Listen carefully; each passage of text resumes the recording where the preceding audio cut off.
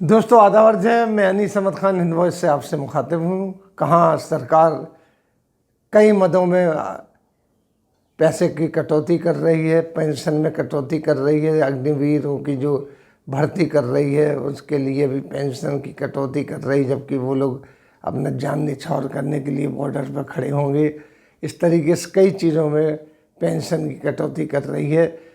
यहाँ तक कि जो सीनियर सिटीजन का रेल में कंसेशन मिलता था उसमें भी कटौती कर दी है। लेकिन उसके बावजूद भी कोरोना महामारी आई, सारी चीज़ें आई, लेकिन जो हमारे सांसद, पूर्व सांसद और मौजूदा सांसद या विधायकों ने जो ट्रैवल किया है, उन्होंने उस दौरान आरटीआई से जो प्राप्त सूचना हुई है, उन्होंने 2.5 साल के अंदर अंदर करोड़ों रुपए का सफ़र किया है फ्री। 62 करोड़ रुपए का ये उनके लिए है। होता क्या है कि जो हमारे सांसद होते हैं इनके ऊपर बड़ी आवाज़ उठती रही है, और विधायक होते हैं, ये जितनी बार भी विधायक होते हैं, जीतने के बाद हारने के बाद भी, तो उनको हर साल के पेंशन मिलता है।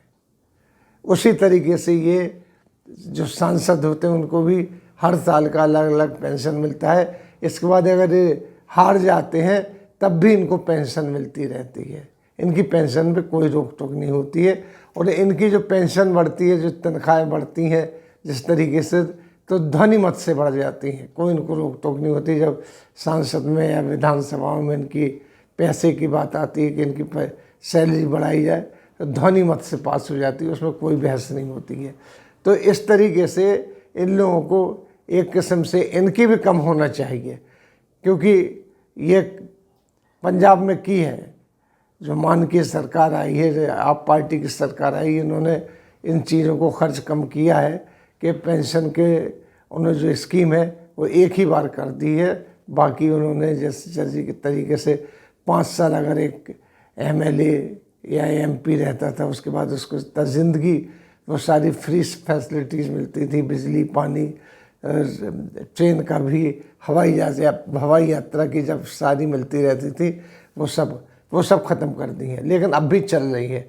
तो उसी आरटीआई की जो सूचना से प्राप्त हुआ है कि इस दौरान, महामारी के दौरान, जब कोविड फैला हुआ था, उस दौरान अगर देखा जाए तो 62 करोड़ रुपए का इन लोगों ने सफ़र किया है।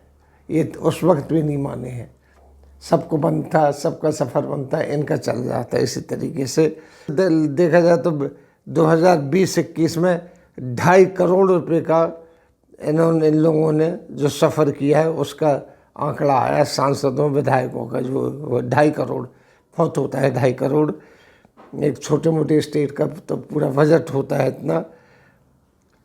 और 5 साल में देखा जाए तो 62 करोड़ रुपए का इन लोगों ने सफ़र किया है पूरे उसमें फ्री में।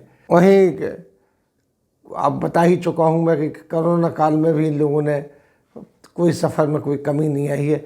इन लोगों के साथ ये है कि जब ये चलते हैं तो इनके साथ एक फ्री, उसी कंपार्टमेंट में फर्स्ट क्लास में एक फ्री भी चल सकता है इनका जो अटेंडेंट होता है। इस तरीके से इनको वो सारी फैसिलिटीज़, अय्याशियाँ मिलती रहती हैं, जो कि और लोगों के लिए, जो बेचारों के लिए जो होते, जो काम करते हैं, अपनी पेंशन का पैसा लगा के सरकार को देते हैं, उनको ये फैसिलिटी नहीं मिलती है जो इनको मिलती है।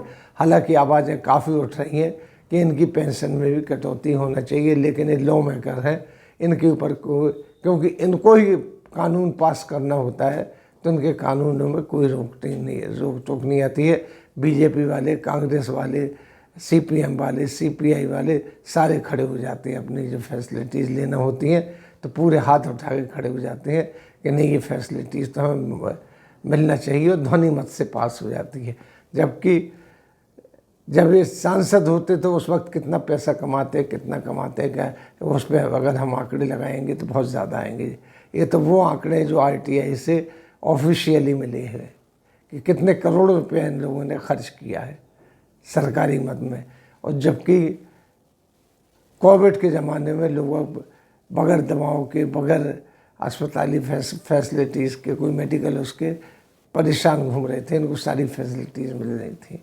इनके लिए अस्पताल अलग होते हैं, इनके लिए हर चीज़ अलग होती है, ये चीज़ होती है। इसको भी रुकना चाहिए।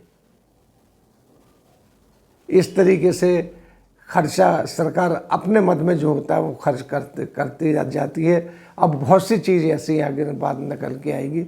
बीजेपी सरकार है, धड़ाधड़ खर्च कर रही है दूसरी चीज़ों में, उन चीज़ों पर खर्च कर रही है जिन पे होना तो चाहिए, लेकिन इस मौके पर नहीं होना चाहिए, जबकि डॉलर में के मुकाबले हमारा पैसा कितना लुढ़क रहा है, महंगाई कितनी ज़्यादा बढ़ रही है। उस वक्त भी उन चीज़ों पर, उन मदों में खर्च हो रहा है जो कि इस वक्त ना भी हो तो काम चल जाएगा।